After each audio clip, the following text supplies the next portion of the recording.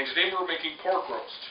We've got, it's about 3.5 pound pork roast. And you gotta make sure the fat cap, which is this fat part right here, it's called a fat cap, you gotta make sure that's face up inside your bag.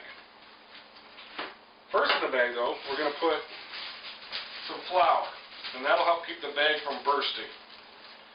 You take that, and line the flour inside the bag. She won't explode on you. So we put the pork roast, like I said, fat cap side up, inside here.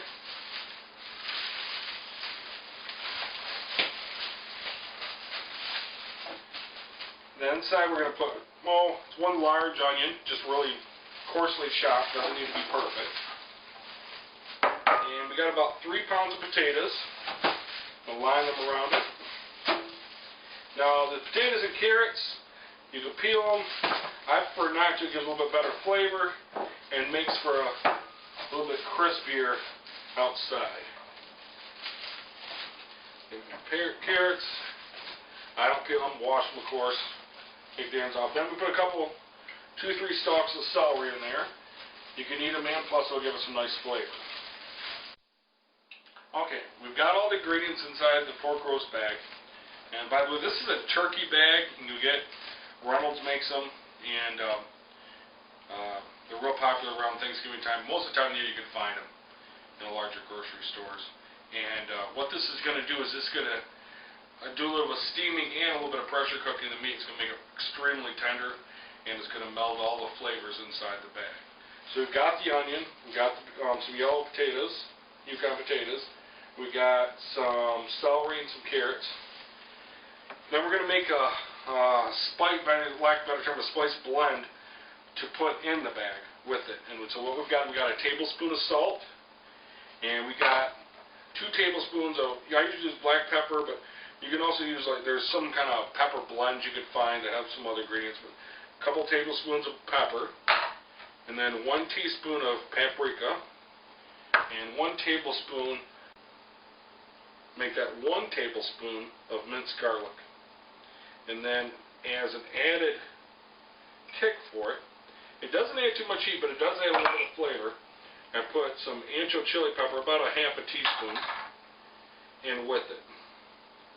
Now all this is going to be mixed with about a cup of water. And you're going to blend it. Like so. Well blended. Then you're going to take, and real quick so you get all that garlic that's stuck to the bottom now, and splash it in there. Don't need to make it perfect, but it's in there. You're going to take this, like so, and your tie. Now one of the things, you're going to put this in the oven at 350. One of the things you got to watch out for is this is going to pillow up with all the air going to get built up inside it, and it's going to become huge. You don't think it's going to become huge, but this is going to really puff up. So what you're going to have to do, one of the first things you could do is, let's see here, you want to take just a couple little holes. I wouldn't call it a slit. Just a couple little holes right there. That'll help some of the steam escape where it won't pop on you, but yet still being small holes, it's still going to expand quite a bit. Take this, and again, by taking out the other rack and putting it at the bottom of the oven, the bottom rack, you'll keep it expanding into the top up here. And so put that in 350 oven for about, for that size of meat, about 4 or 5 hours. 5 hours is going to be done really good. Okay, we're back. It's been about 5 hours now, and it smells awfully good. Get a look at it here. See how it's puffed up outside there. It's important you don't have the bag ever touch the sides, because then it'll melt and pop and all that. But we're going to pull her out of the oven and let it sit there, and we're going to let it rest just like this for about 5 minutes. And what that's going to do is that's going to let the juice soak back into the meat, which is what you want to do. Okay, we got it. Been about 5 minutes. The bag will deflate on you, but that's okay. You want to be real careful of steam burns. Look at that steam coming out.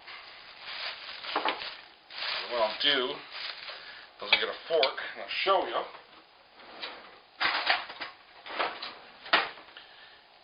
Just how tender. See how it falls apart? That's the good stuff right here.